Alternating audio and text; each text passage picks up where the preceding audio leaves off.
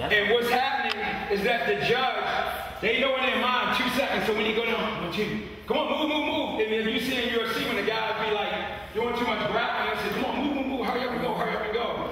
So I think when you, especially with so many arm breaks and all those things, come on, 1 second. And even, if I take them down, we don't want this. Okay, I can take them down, but I can't ground and pound. I can just hit the head gear. The sides of the head gear. And then move, just like you standing up. And so, all the safety equipment is the same that NASPA requires for the kids, the face shield and all that. A groin cup, chest pad. Well, I don't think we're going to do the chest pad. I don't know yet. That's what I was thinking, but I wanted to, again, get advice from the godfathers. And then you have the option to where we're going to request that they wear the full padded boxing headgear. Because that is a lot better than the little vinyl thing, just because of the actual takedowns. You can sweep. You can sweep. No, we talking, you can do real sweeps. Okay. Like the kung fu sweeps, you can sweep. Yes. Okay. Yeah. You can sweep. Yeah, and the thing about it, you don't see nobody sweep.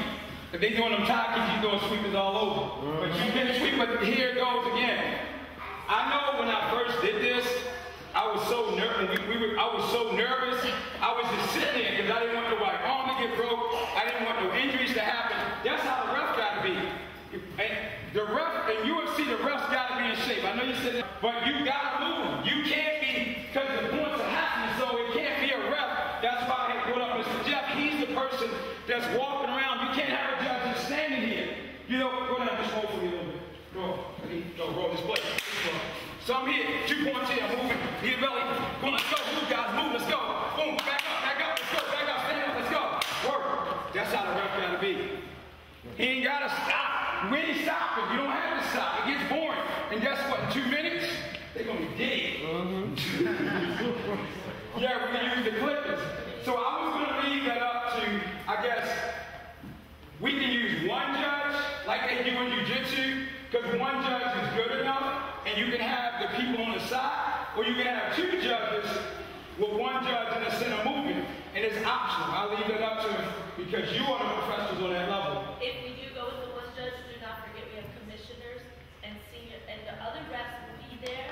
So it's kind of like everybody's watching everybody kind of thing. Professor Bear said it's like the Nation of Islam. Everybody checking everybody. Everybody patting everybody, okay? That's how he teaches students, by the way. Even the white people, right, Mr. Jeff? So, but it's kind of like a all check system. Everybody's checking everybody. That's why when we have the next one, the rep clinic and stuff, we all will be working together. So we become a family unit, watching each other's back. So if somebody contests something, she might not be in the middle at that point, but she's sitting on the side and he's sitting on the side, and they're also gathering. You got a center rep, then an arbitrator. Walking around, right. Yes. Right. His sole purpose is to walk around. We don't care, because we talking about the brain. And like you said, I mean, what is it? We were talking to an investor. He said, no, you got to cut up all these tournaments. You got to do 1 tournament. This work is on 1 tournament. We do 1 tournament and just make that go off well. He said, because all you need is something to happen. The wrong person get in and do something bad, and then the brain is destroyed. So it's no disrespect, because we're dealing with a sport and we're dealing with a martial art. So right now we're talking about a sport. So if it's a guy like master juju, whatever, and he's a 10th degree red belt, if he's standing there slowly calling a point, it's his job to say, I'm sorry, sir, can we stop this ring for a minute and come and tell somebody? He got to be removed, because the person that's going to be injured is the competitor. I mean, that's kind of what you were saying last year. You got these competitors moving. I mean, come on, we see point fighting. I just don't know how in the world you get to a point where you say break. 2 fighters don't, if you're in the heat of a battle and you say break, and like, I'm supposed to hear you break, I'm trying to fight. That's right. And this is where it takes that away, and it comes back to like, let's see real fighting. 4 rows are allowed. And what's so beautiful about the curriculum, we name the curriculum after who it came from. Chuck Norris' step. Billy Blank's cartwheel kick. William Oliver's 4 roll kick. See, we giving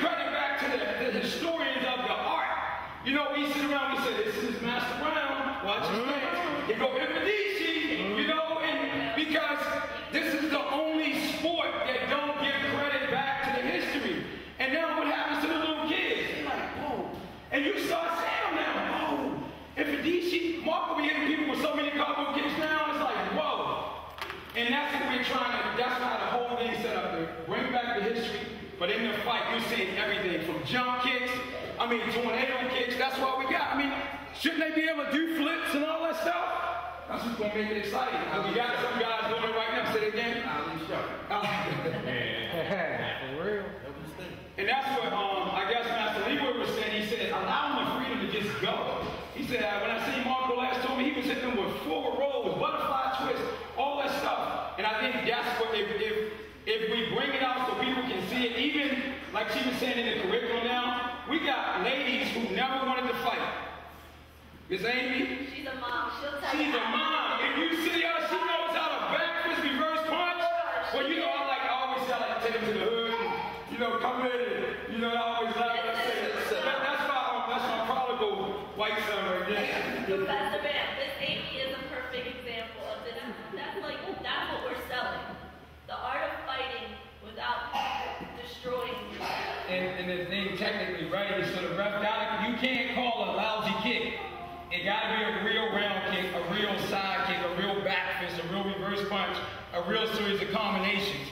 We can't call the sloppy stuff. That's why it's called, are you technically ready? It gotta be technique that we can understand. So there's no certain number of points to win. It's a time, total point.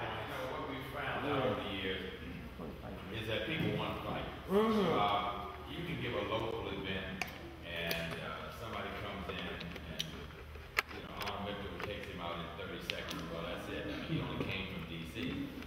Nobody wants to fly from Ireland to here to compete in the tournament and lose in the first 30 seconds. Amen. So we found out that you got to give at least a whole 2 minutes or 3 minutes or whatever it is. I don't care if I'm behind. I always feel like I can catch up. I think that a big element of this is that it's got to be, unless you knock me out, I get to fight the whole 3 minutes in boxing. Nobody said. And there's no point spread, right? We ain't gonna do that. If there's 5 points ahead, we're gonna cut it off and all that crazy. Yes. Well, then I have a question. Let them fight. Brian, so what you're saying then is we're gonna let them fight 2 minutes or 3 minutes and go max point. As Van was saying, instead of howling break, just let them go for it. Right. Well, that's what it is. It's like, this is like the continuous on steroids. Right. Yeah. Now, I just wanted to be They can sure. use the clickers. The Now, use the there's clickers. something you can talk to also Giselle about this, but there may be a point where if he gets 25 points behind, you may want to stop and just Well, you don't want somebody getting hurt. That's what I'm saying. If there's what would we?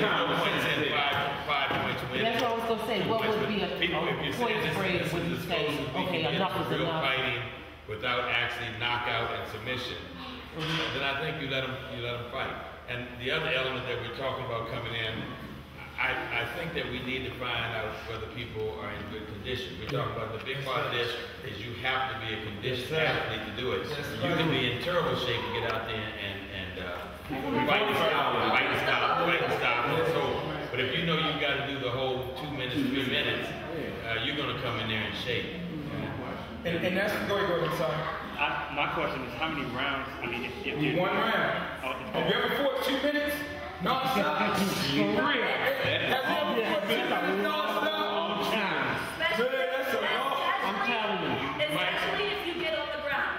If you know knowledge on the ground, you're still going to have a rough time. If you don't know ground knowledge and you're a straight kicker and somebody sweeps you and gets you on the ground and they're a ground fighter, you struggling for 2 minutes, that's like trying to run and you tied to a truck. And when you're done,